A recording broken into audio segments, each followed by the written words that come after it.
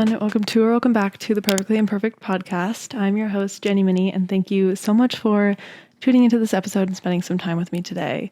Today, I want to talk about friendships and navigating friendships in your 20s, which I'm 23, so I'm very much living that experience right now, and also navigating friendships through a healing journey, a recovery journey, or just as you're going through a lot of personal growth and maybe some mental health struggles that can definitely affect friendships. So I kind of just want to talk about that today and dive into like my personal experience with navigating friendships, how my friendships have changed over the last few years, going through university and going through college, and how my friendships have changed, and kind of just talk about like 5 tips or lessons I've learned on how I feel like I have gained the confidence in knowing who my true friends are and how to identify who I want to spend my time with and who are my true friends. So without further ado, let's get into this episode. But first I want to set kind of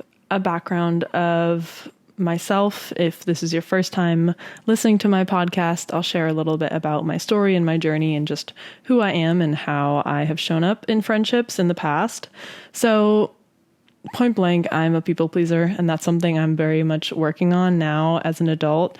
And I have been in recovery from an eating disorder since 2021. So that's been the last 3 years of my life, just really figuring out how to heal my relationship with food, with movement, with my body, and get to a place where I'm happy and content and not living in a state of restriction or stress. So that has been kind of what I've been going through the last few years, and definitely friendships have changed. My friendships have ebbed and flowed a lot over the last few years, but I can confidently say now that I feel like I'm at a place where I know who my friends are, and I know what to expect from certain relationships and friendships, and I know where I stand. And that definitely was not the case my whole life. Earlier on in middle school and high school, I kind of was always that just like go with the flow friend. I never really had an opinion on anything. I never wanted to like ruffle anyone's plans or make anyone feel like annoyed by me. I had this very deep fear, and it's something I'm still working on, of not being liked and not being accepted and not being someone that someone would want to be around. So I always tried my best to just say yes and go with whatever was going on. And that led to me not really knowing how to make really, really strong friendships, because I never said an opinion. I never really voiced how I felt. I apologized all the time, and that was something my friends would always call me out on. They'd be like, stop apologizing. I would just say sorry before maybe saying something remotely of my opinion or something that remotely didn't agree with them. I would just apologize profusely, which is, again, still something I'm working on, but I'm so much more aware of it now. And that is not a strong foundation to make a friendship. If you are constantly apologizing for who you are and your opinions and your perspectives and your values, and you feel like you have to apologize to be in that friendship, then that's not the right friendship for you. And at the time, I didn't know that it wasn't the right friendship. I didn't know that I was doing anything not helpful for myself. It was just the way I was, and no one had ever told me to be otherwise, except those friends that told me to stop apologizing. But then I kind of internalized that, and the people pleaser in me was like, oh no, they're mad at me, they're annoyed at me, they don't like me anymore. And then that would just make me want to like quiet my own perspectives and my own voice even more so that they would like me again. I have had a really rocky relationship with myself. I've had a really rocky relationship with friends. But I feel like in the last few years of my healing and my recovery from my eating disorder, I have not only regained weight and strength in my body, I have gained so much more love and compassion for myself, and I have gained so much meaning and value in the friendships I have. So that's kind of what I want to talk about today. I hope that helped just like set the scene of like the type of friend I have been, and that wasn't too long ago. It was within the last 10 years. It just goes to show that a lot can change, but also it goes to show that you have to be patient with yourself. If you are struggling with certain habits and struggling with certain mindsets, be patient and compassionate with yourself as you're healing and working on reframing things. It's not going to happen overnight, but know that you are so deserving of true friendships, and ones where you feel seen, you feel heard, and you don't feel like you have to apologize for being yourself, because that's not the way a true friendship should be. So to get into my 5 tips / lessons that I've learned over the past 23 years of navigating friendships, and then the last 3 and a bit years of navigating friendships in recovery, my first tip is to remind yourself that you are not on this planet to please others. You're not on this planet to be liked by everyone around you. It's impossible to be liked by everyone. There are billions of people in this world. It is quite literally impossible to be liked by every single one of them. And there are going to be people who don't like you and they disagree with you. And maybe they have a reason, and maybe they don't have a reason at all. They just don't like you. They just don't vibe with you. They just don't like your energy. And that's something to really just accept. It's something completely out of your control. Kind of speaking about my episode last week about learning to let go of the things you can't control, that's something I definitely still struggle with. And it very much applies to friendships as well. Learn to let go of the people who don't match your energy and don't like you. And it's not your job to try to change their opinion of you and try to make them like you. That's not your job. Your job is to then be like, okay, they don't like me. That's okay. I'm not supposed to be liked by every single person. They're not meant to be my friend, and that's okay. But there are other people out here in this world that will match my energy and will enjoy my presence. And those are the people I should be spending my energy on, trying to build the relationships with. So that is just a big overarching thing I feel like I've had to really learn the last few years, is just that I'm not here to please others. I'm not here to be liked by everyone else. Everyone is not supposed to be my friend. And while rationally, like, of course, I didn't think I was supposed to be friends with the entire world, but it just still to this day is hard for me to accept that some people just don't like me and they aren't going to vibe with me. They aren't going to like what I have to say, or they'll make fun of me, or they'll think I'm cringy or something negative, and that it's just completely out of my control. My people-pleasing brain, my anxious brain just always wants to grip hold of that and try to reverse it and revert it to something more positive. But again, just accepting that it's completely out of your control has been bringing me so much more peace, and it has enabled me to actually have the energy now to pour into the relationships that are worth pouring into, where the person hasn't already established that they don't like me and they don't enjoy my energy, and they want to build a relationship just as much as I do. And so I found that the more you lean into accepting that you're not going to be liked by everyone, and sometimes there's going to be no reason that people don't like you, the more freedom you have to really pour into the relationships that you do want to build, and the more time you'll have to seek and meet new people and develop new friendships that maybe you wouldn't have had the energy otherwise, because you were spending so much time and energy trying to change someone else's mind about you. So my tip number 2 is definitely regarding my healing journey the past few years, and this point is for anyone else maybe in their own healing journey or in their own recovery journey from an eating disorder or just a mental health struggle. This second lesson is to just learn to open up about your struggles. And I know that's easier said than done. Being vulnerable and opening up about something so scary and uncomfortable is not an easy thing, for sure. And it wasn't something I did just easily right away. It definitely took time, and it takes time, one, for you to go through the actions of trying to understand what's going on in your own brain first. At least that's how it happened for me. I didn't really know what was going on. I was in denial of my eating disorder for a very long time. And then finally, when I decided to recover and I acknowledged and accepted that I wasn't in a good spot and I wanted to get better and I wanted to heal and I wanted to recover, I didn't quite know what was going on at that time still. I knew that something was wrong and I wasn't healthy and I wasn't doing well, and this wasn't a path that was going to take me to living the life that I wanted to live. But at the same time, I had no idea how to go about recovering. I had no idea who to talk to or what to do or the actions to take.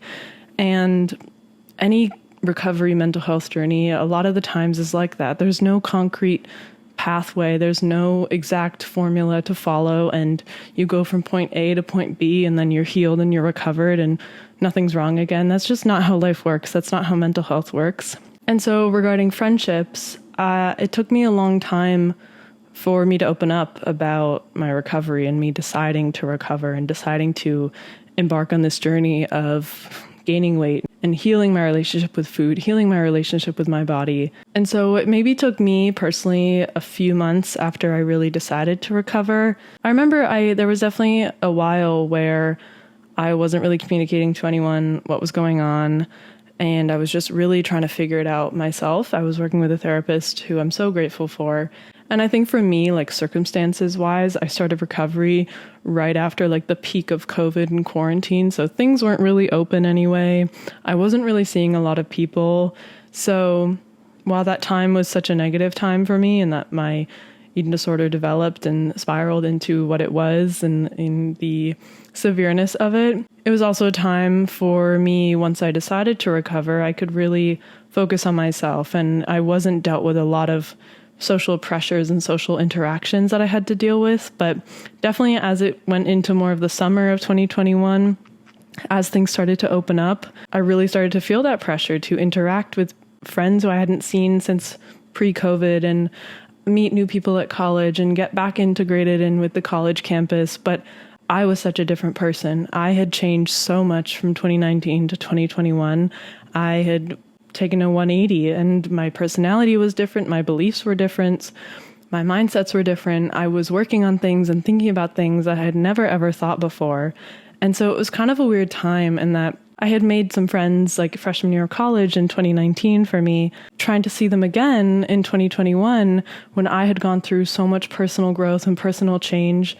It really wasn't the same. That first interaction, I remember feeling so incredibly uncomfortable and awkward, and I looked visibly different as well, just because of my eating disorder. And I knew it felt off. And that wasn't something I was totally surprised about because I wasn't the same person. And had been a year and a bit of time since we'd last seen each other. But at that time, I knew that if these people were to remain being my friends, they need to know this part of my life that has happened, and they need to know the things I've struggled with, because those are parts of me now. And I was working so hard on acknowledging and leaning into recovery and really embracing it and prioritizing it for myself. So I sat with myself and I was like, if these are friends I'm meant to still have, they need to be a part of this journey with me, because this is a part of who I am now. And I want my friends to know and be informed so that they can support me and help me in any way, just like I would want to do for them. But then I realized the hard part was coming and I would have to actually speak to them and talk to them about it. And I remember some of the first times I opened up to some college friends about my recovery.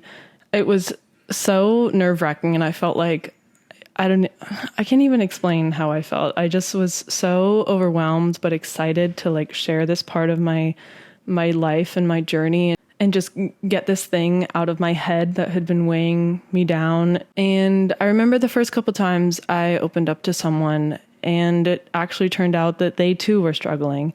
And me opening up and me being vulnerable, sharing my experience and how I had been struggling with a restrictive eating disorder and how I'm working to heal myself, they too were like, wow, I've been struggling with food as well. That thank you for sharing. I feel like safe to talk about this with you now. And that came with its pros and cons for sure, mostly good things, because it was able to strengthen the relationship. I was able to build such a deeper connection with that person because we now had this mutual understanding of where we are and what we're dealing with. Negatively, it did bring up some triggering moments. I think if we were at different places in recovery or we had dealt with different types of eating disorders, some comments were a little bit triggering to me, and that was just something I had to work through by myself and with my therapist. Or if I had gotten to a level of comfortability and felt supported by a friend, I would vocalize that too and be like, hey, that type of comment is really triggering for me right now. Do you mind if we just stay away from that topic? And if we had already established that kind of supportive, safe space to talk about recovery and eating disorders, they were so understanding and it wasn't an issue. So I would say that type of experience was like 80, 85, even 90% of my experiences when I opened up about my recovery to my friends. The other 10, 15-ish% were friends that I had made maybe earlier on in college when I was very consumed by diet culture and very obsessed with my body and with food and just the before stages of kind of the worst of my eating disorder. And looking back now, like a lot of those friends I made, they knew me as that version of Jenny. And I think when I opened up about my recovery, they were too very, very supportive. But because we hadn't had like years of friendship together and they knew me kind of before I got consumed by diet culture, or they didn't also have that shared struggled experience with an eating disorder, the friendship just kind of faded. Those were really, really uncomfortable for me to deal with because I felt a lot of guilt in thinking that I was the person who drove the friendship into the ground and made it disappear because I changed and I opened up about this thing and now we don't really connect in the same way. So for a while that was really, really difficult for me to be okay with and let these friendships kind of fade away. But now I'm just able to realize that opening up and being vulnerable and sharing my recovery story and my healing journey is what has enabled me to find my true friends. And if our friendship wasn't meant to sustain me opening up and being vulnerable and sharing my struggles, then maybe they weren't a friendship that was supposed to last. While they are wonderful people about these friendships that I'm speaking about that have faded, they are wonderful people. And whenever we run into each other, it's all love and I just love catching up. But I think just at the time of my life and the time of their life that we met, and then the circumstances of me going into recovery and figuring out and changing so much, that friendship wasn't meant to be.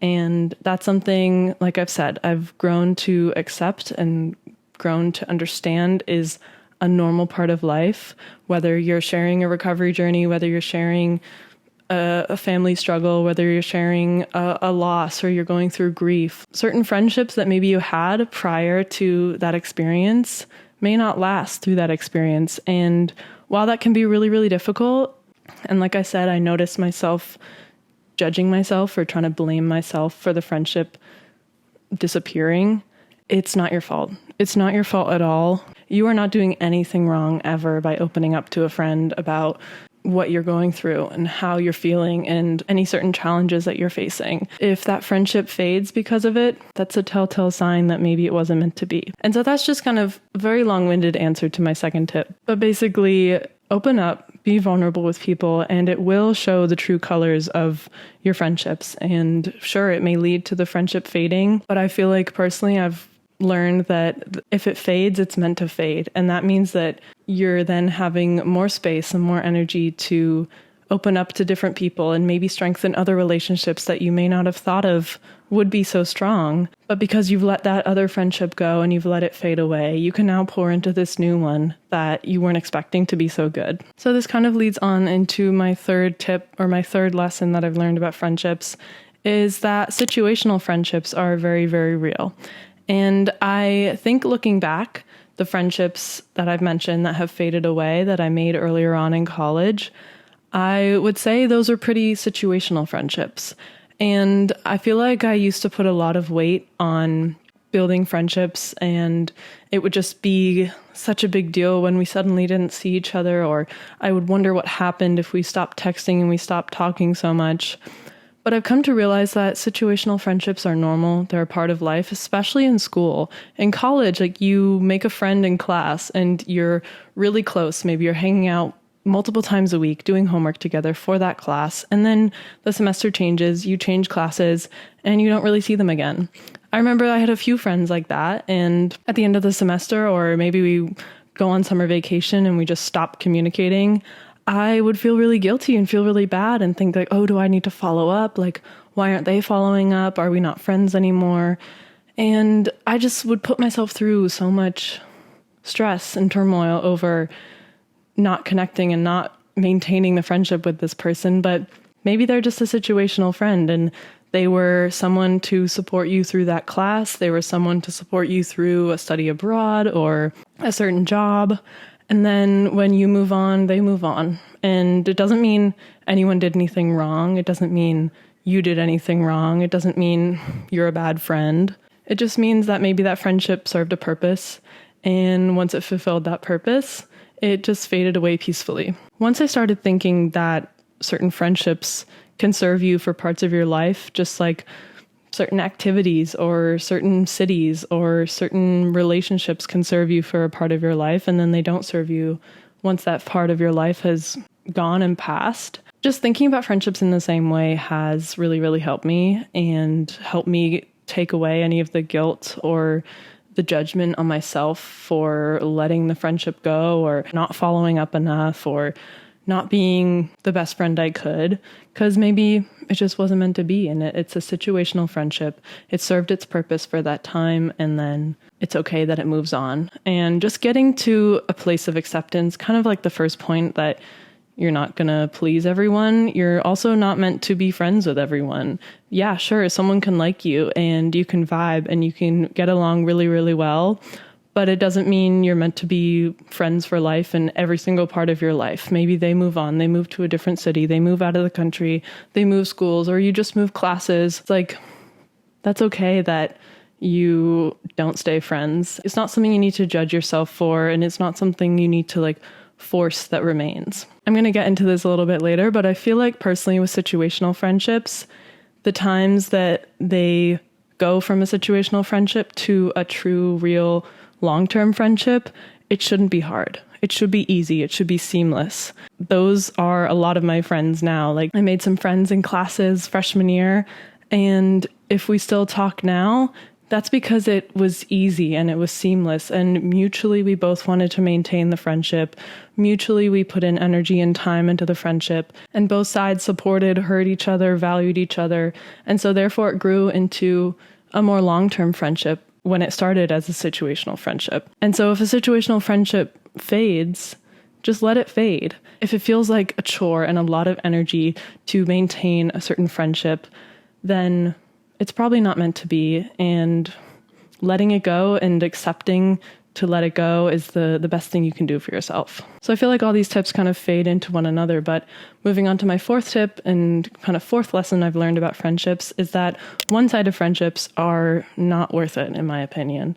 And this is kind of going straight off of the point I just mentioned, in that if you feel like you're pouring all the energy and all your time into a friendship and you're not getting any of that back. Maybe you're the person who's making all the plans. Maybe you're the person who's texting them first. Maybe you're the person who's the one following up. Maybe you're the one just trying to keep in contact and they're not. Then that can only happen for so long. And if it's fulfilling you to see that person and communicate with them in that way, sure. But in my experience, that has a time limit.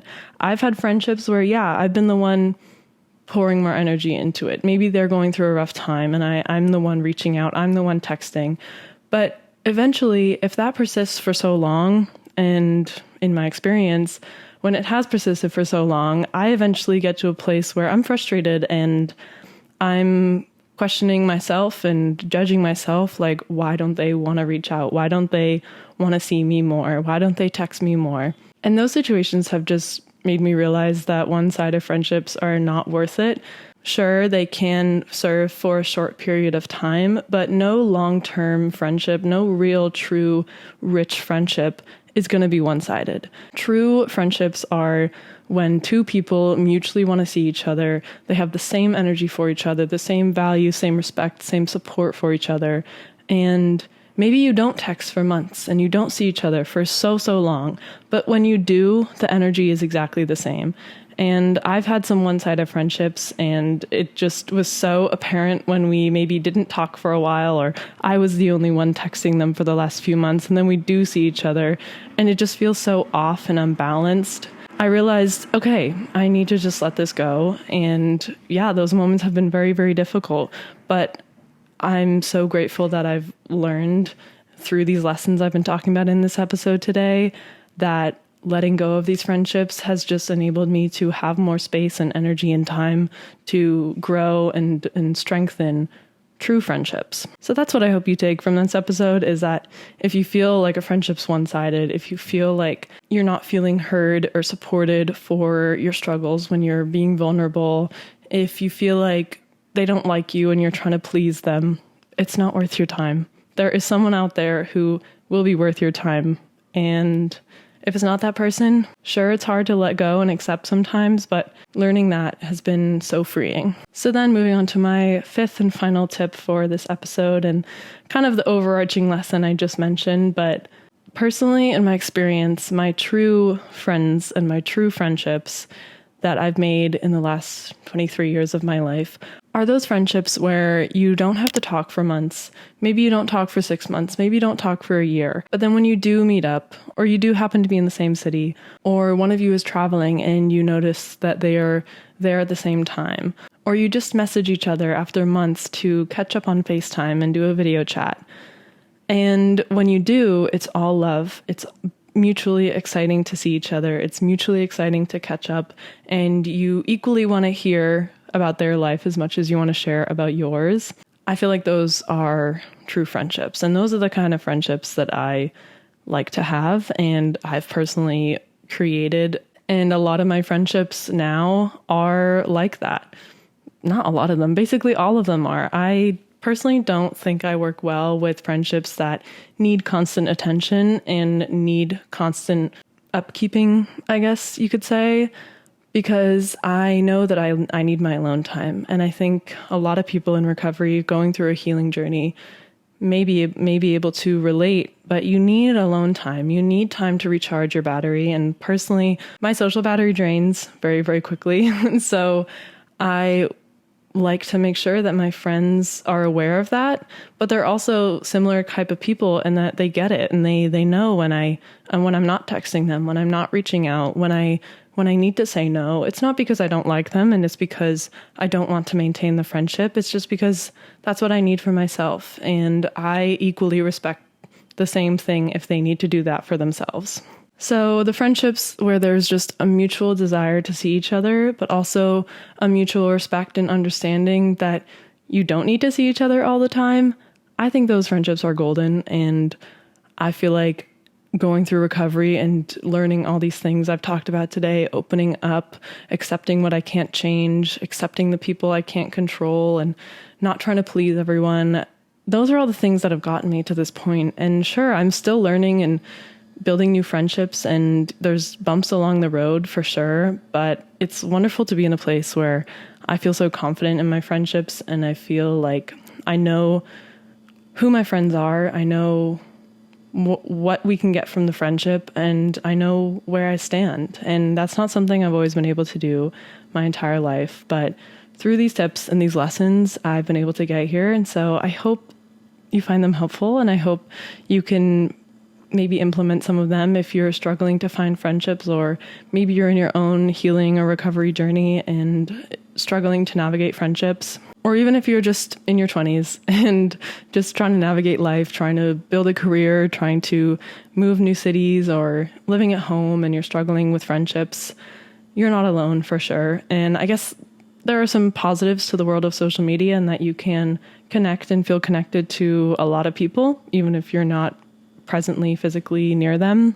But I will say that majority of my friendships come from real conversations, not just texts, not just DMs, FaceTime calls, phone calls, meeting up in person, doing things together, experiencing the world together, doing something new that both of you have neither done before. Those are where I feel like I build strength in relationships and build strength in friendships. So any chance you get to do that, that's what I highly recommend. But again, I do have so many friends through social media, and I'm so grateful for Instagram for introducing me and enabling me to see and meet so many new people. So it's totally okay to have a mixture of both, a mixture of online friends, people you connect with, people you have mutual interests with online, but also having the real in-person connections is so, so important. So that's kind of what I've learned in the last 23 years of my life, and over the last 3 and a bit years of going through my recovery. I hope you find this helpful. If you do, feel free to send this episode to another person who you think maybe we'll find some value from it. Leave a little rating and review if you feel called to. That would just help support me, help support the podcast. And you can also follow my Instagram at jenny.mini, the podcast Instagram at perfectlyimperfect.pod. And I'll catch you in the next episode. Thank you so much.